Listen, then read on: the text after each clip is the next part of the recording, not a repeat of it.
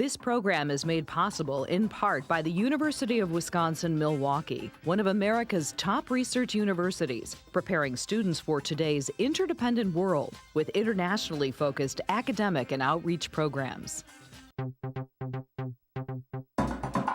The Institute of World Affairs at the University of Wisconsin-Milwaukee presents International Focus, a weekly discussion of the people and events behind today's global headlines.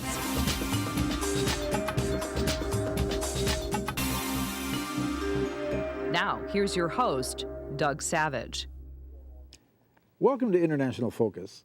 25 years ago, white minority rule in South Africa ended with the election of the nation's iconic leader, Nelson Mandela, as president. Mr. Mandela's election ushered in an era of optimism for a post-apartheid rainbow nation. Honoring a commitment to serve a single term, he stepped down in 1999. His party, the African National Congress, has remained the governing party ever since. Last week, South Africa's voters went to the polls once again. Here with the perspective on how 25 years of post-apartheid South African history have shaped the results, we're joined by Phumzile Mazibuko, Consul General at the South African Consulate in Chicago, a post she assumed in 2011. A career diplomat, she previously held senior positions in both national and provincial government in South Africa. Madam Consul General, welcome to International Focus. Thank you, Doug. It's an honor to be here. Well, I'm wondering if you could just talk a little bit about that transition period. I mean, what 25 years ago did it really mean to the people of South Africa? 25 years ago was a milestone in my country, going from white minority rule to a country with a democratic constitution, which gave opportunity for all South Africans, black, white, Indian, colored, to have a say in how they're governed. And for the first time in 1994, on the 27th of April, all South Africans went to the polls, having the opportunity to vote for the very first time.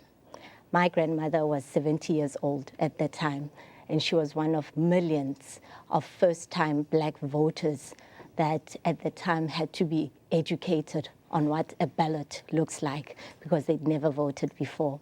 There was a lot of excitement, and she was one of many who stood in long queues to go and cast their ballots for the very first time.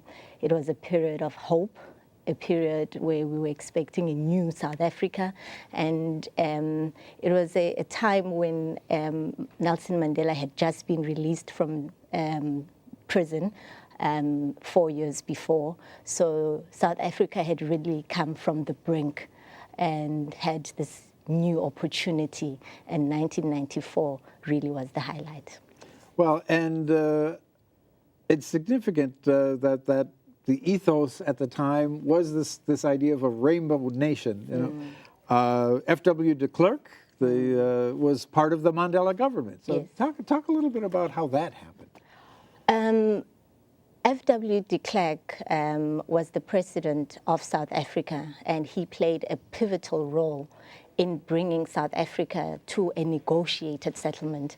As you will know, the struggle for freedom has been going on in South Africa since apartheid was incepted in 1948.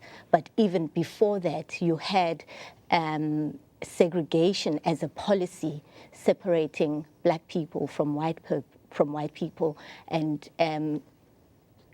black people had to be governed by themselves, and that's what apartheid policy was about, to say white people can govern themselves, black people must develop separately.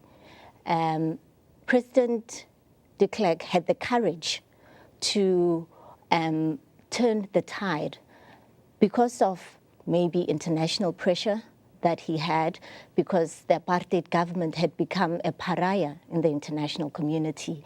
The United Nations had also declared apartheid a crime against humanity.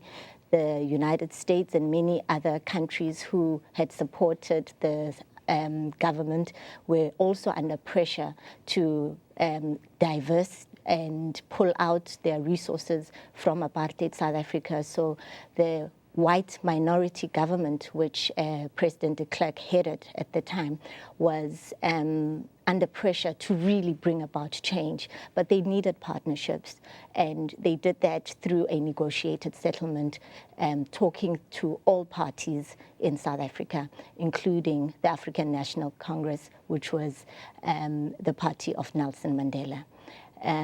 So President de Klerk won a Nobel Peace Prize with Nelson Mandela, and this was really for the role that he played in making sure that two opposing factions in a country come together in a negotiated settlement, and that helped us to really stay clear of a bloodbath, which a lot of people had expected, that the conflict in South Africa would end up in a protracted war inside South Africa. So well, and certainly, the suffering that had been inflicted on the majority population could have very understandably resulted in a real desire for revenge. It's like, yes. now we're in charge and we're going to settle old scores. And yes. somehow South Africa was able to avoid that. How do you think that happened? I think that was through the visionary leaders that we had at the time. We had leaders who were not after revenge, as you say, but were more about development, about taking South Africa to the next level. And I think our leaders at the time spoke about South Africa being about everybody. It's a country that belongs to all. In fact, our constitution of 1996, the preamble says South Africa is for all who live in it, black, white. If you live in South Africa, that is your country. And I think we had visionary leaders who had seen that the struggle for freedom is not for white, it's not for black people to dominate white people, but it's for equality, it's for greater opportunities for everybody in the country. Obviously knowing that there's been decades and almost maybe a century of segregation that has happened, but we wanted to have a country that moves forward in unity. So when in 1994, President Nelson Mandela headed a government of national unity, which included opposition party members. We had President de Klerk became one of the deputy presidents of South Africa. We also had the Inkatha Freedom Party, which is a black opposition party. Their president, Mr. Mangosuthu Buthelezi, became the Minister of Home Affairs. So it was a collaborative government to try and take South Africa forward. So Mr. Mandela steps down in 1999. Mr. Mbeki takes over. And unfortunately, after being reelected in 2004, he left office in 2008. Talk a little bit about that situation. We always say that we were blessed with leaders who had a vision for the country. In terms of the African National Congress, they, within their own party, are a party that develops leadership. So they had an array of leaders that they could choose from after Nelson Mandela, who served only one term. President Thabo Mbeki served 2 terms. He led the ANC in 2004 to its highest election victory. Then during those elections, they had 69%, almost 70% of the votes, which is the highest they've ever received. And he was a president that led the growth of the country economically as well. So he did very well in terms of how he was managing the country. In 2008, the ANC within its own party has a very robust leadership contest, and it was going to be President Thabo Mbeki's final term, because they can only serve for a period of 2 terms, and he was on his last term, and he lost he wasn't going, but his preferred candidate lost the 2007 Polokwane elections of the ANC, and there was then a decision by the ANC to then recall him as president, and then which led to President Kgalema Motlanthe becoming the interim president of the ANC, serving out the term of President Thabo Mbeki, and then our elections then took place in 2009, and those were our 5th democratic elections in 2009. And President Zuma? Indeed, in 2007, President Zuma became president of the ANC, but he didn't become president of the country until 2009 when our elections were due. And he left office in February of 2018. Yes. So talk a little bit about that transition and how his replacement, who seems to have prevailed in the most recent elections, fared. Yes. So as the ANC has a robust democracy, as I've just said. So like President Thabo Mbeki, President Jacob Zuma served 2 terms as president of the ANC since 2007. And in December 2017, the ANC had its National Electoral Congress to choose a new leader, and another bruising battle ensued. And of course, the preferred candidate of President Zuma did not necessarily make it in terms of becoming president of the ANC. President Cyril Ramaphosa became president of the ANC in December 2017. And that then ushered in, because the ANC has a policy that they prefer to not have 2 centers of power. And by 2 centers of power, they are talking about having a president heading the ANC being different from the president heading the country. They prefer to have a president, whoever is the president of the country, be the president of the ANC. So in December 2017, when President Cyril Ramaphosa became president of the ANC, he was then deputy president of South Africa. The ANC had also a debate within themselves, and they decided to recall President Zuma as president of the country and put in President Ramaphosa. Our country is different. Our elections are based on proportional representation, so it is the party that is represented in Parliament. So the party can give a candidate in terms of who heads it. So let's talk about that period. What has changed? Obviously, you mentioned the Constitution, which didn't exist before. Obviously, that's a huge innovation. A growing black middle class, less severe poverty. Those are all positive things in those intervening periods. But what issues remain? What drove this election, for example? Oh, this election has been driven by multiple issues. South Africa, as much as the last 25 years have seen phenomenal growth for the country, they've also seen a lot of challenges. And the biggest challenge that we have currently as a country is poverty, unemployment, and inequality. In fact, in South Africa, we call it the triple challenges that we need to deal with. We have a very high unemployment rate in South Africa.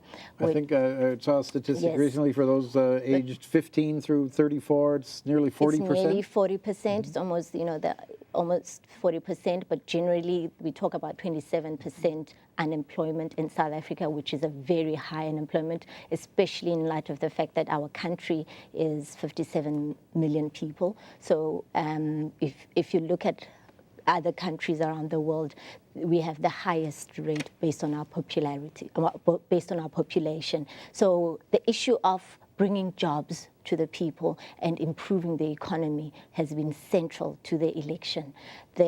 Linked to that is the issue of land, because land is perceived as a resource that can be utilized by an individual to be able to either get a better prospects in life. So the issue of redistribution of land and restitution of land has been a very topical area leading up to the elections.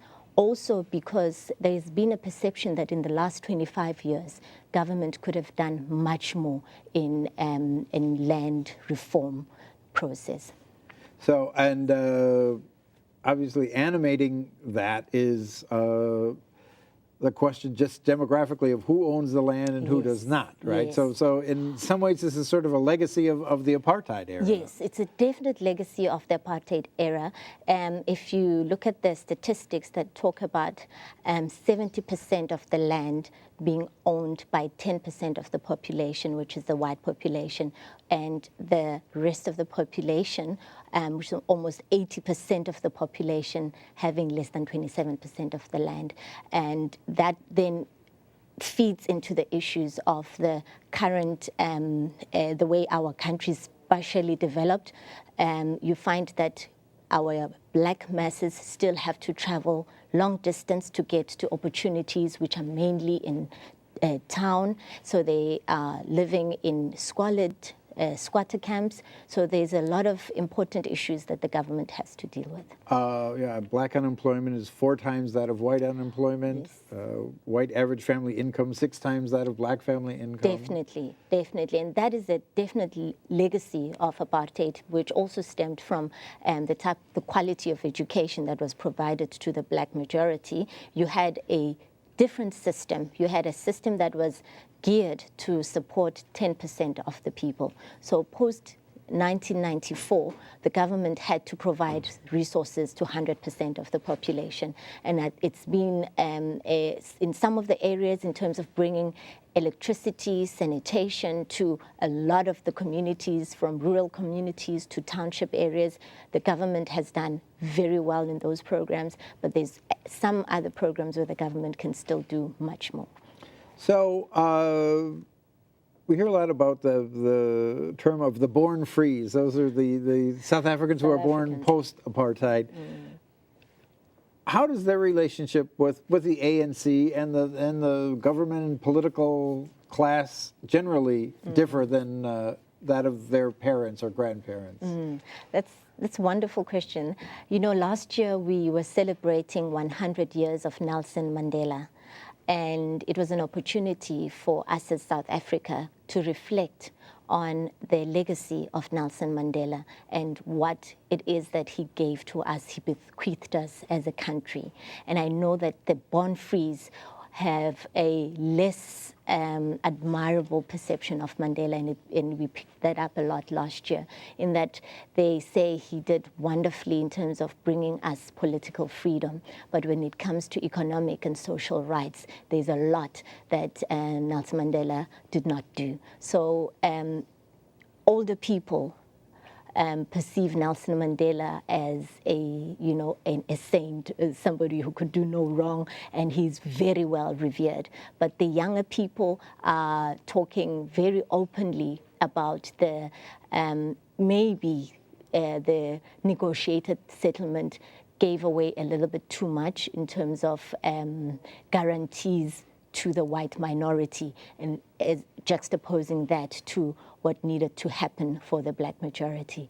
And to that, I mean, when I talk to young people, I always say that this is a relay.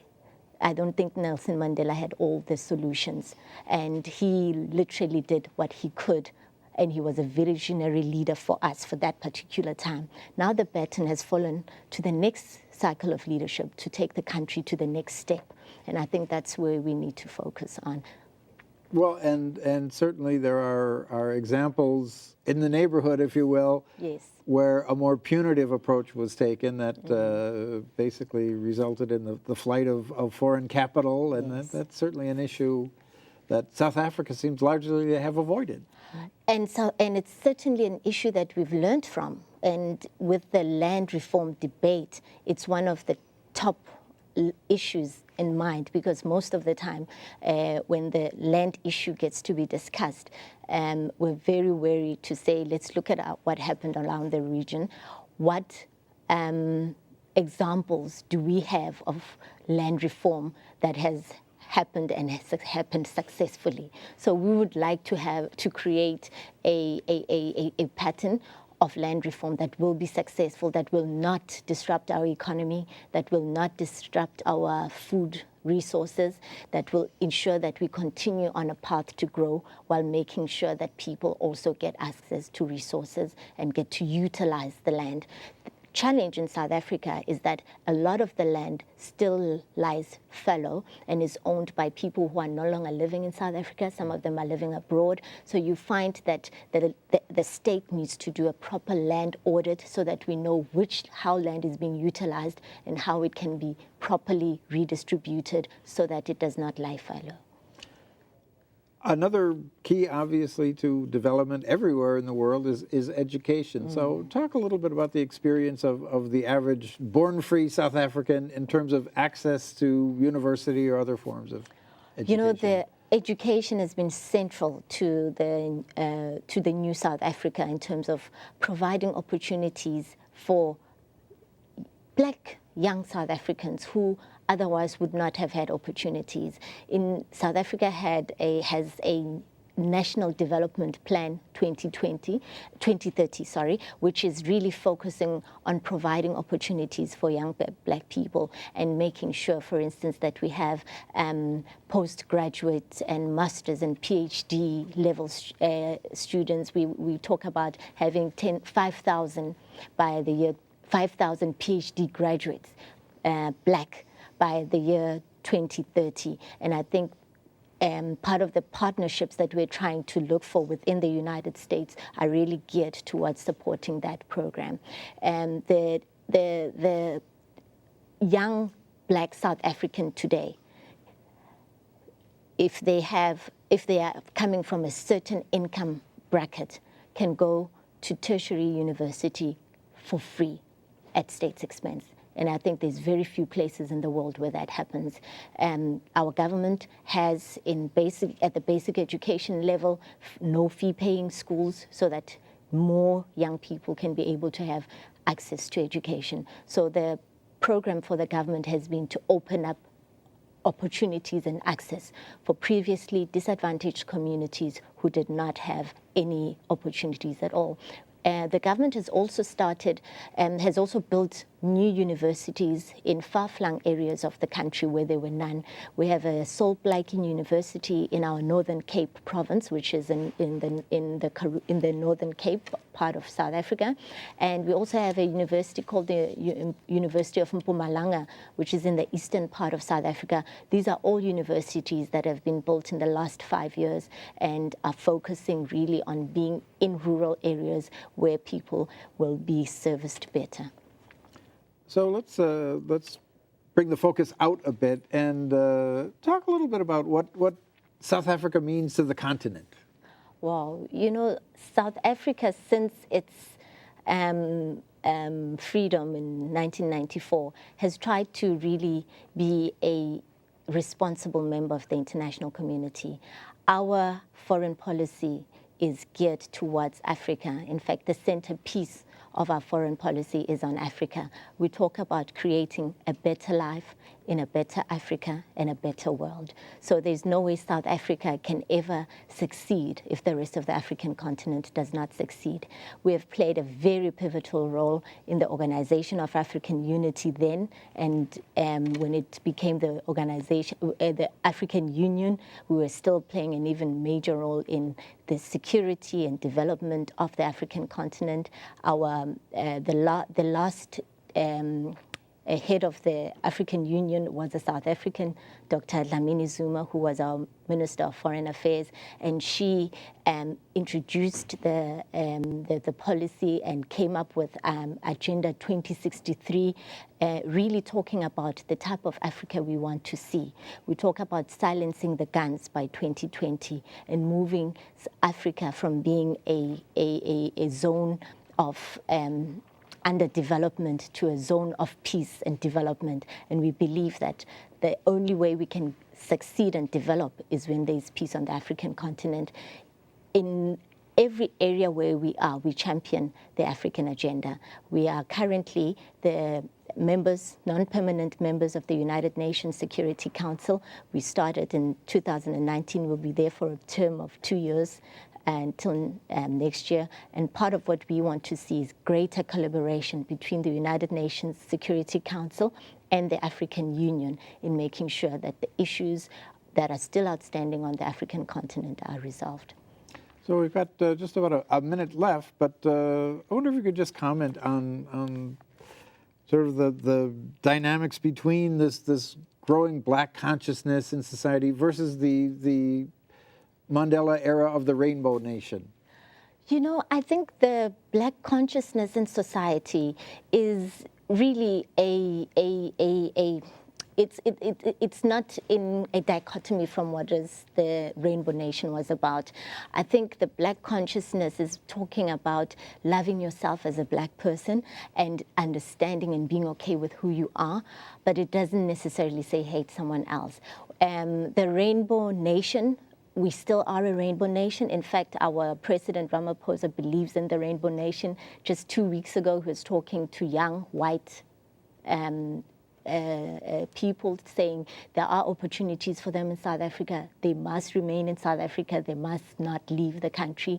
So really, Black consciousness is to ask young people to be happy with who they are. Most of the time, if you're in Africa, you're always raised in a way that white is better. So it really is trying to say you're okay you can do best with who you are. Perfect place to leave it. Consul General Mazibuko, thank you very much for being with us. Great. Thank you so much, Joe. It's an honor to be with you today. Our viewers, we'll see you next time on International Focus.